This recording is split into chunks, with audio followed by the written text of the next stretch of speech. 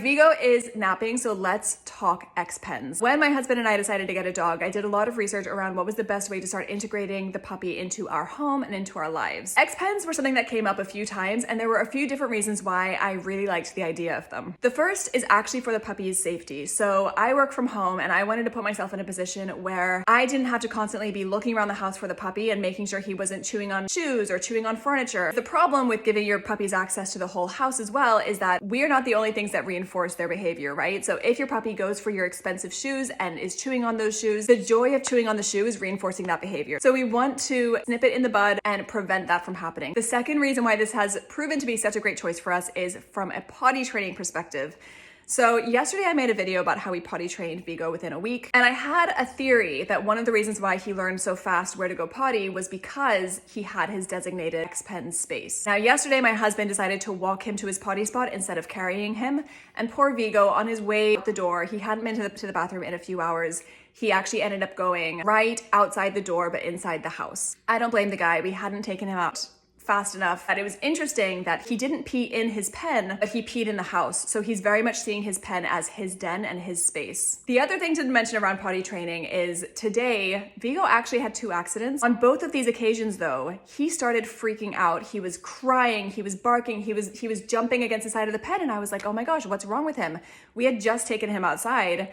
He popped a squat and pooped in his pen. So I cleaned up the poop, I took him outside, I brought him back in. 5 minutes later, he starts crying again, barking, jumping, and I was like, is this dog okay? What is he doing? For the second time, he pooped. The reason why I see this as a win is because instead of just pooping in silence and thinking that was okay, it was very clear that he knew, this is not where I want to be doing this. I need to get outside. Help me get outside. I still see that as a win. He's only 8 weeks old, and he knew where he should be going to the bathroom and where he shouldn't be going to the bathroom. And in large part, I believe that's because of his xpen. I've had a few people ask me, does your dog like their xpen? Because mine hates his playpen. And here's what we did. As soon as Vigo came home, we put him in his pen. At no point has he been allowed to free roam the house. We've been very diligent about saying, okay, you're either in your xpen in the house, or you're in your crate, or you're outside and we're playing. You do not have access to the rest of the house. The rest of the house is ours. What this has helped us do is when my husband comes home and we're watching TV, we have our own space, we're on the couch, and he just chills out in his xpen. He's learning boundaries around our space. Don't get me wrong, I know that it is adorable to have a puppy crawling all over you and falling asleep on you, and I love the idea of all of that, but I'm also mindful that at some point he's gonna be 50 pounds, and I wanna make sure that he is as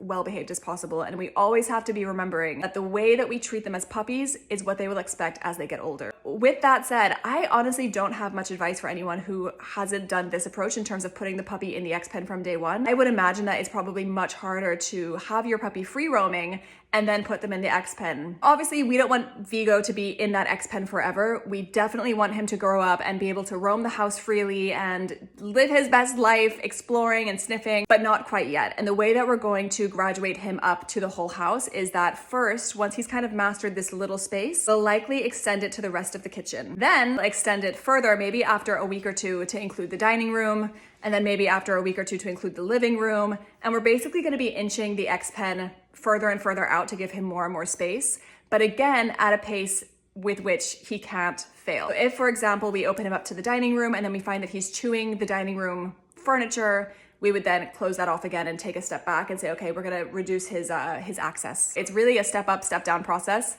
His pace is the pace, as always, but that's just how we're gonna do it. I hope that was helpful. Make sure you follow along if you have a puppy and wanna follow our journey of raising Vigo to be a brilliant, well-rounded dog. Hopefully, we'll see. He's sleeping right now. What a little love.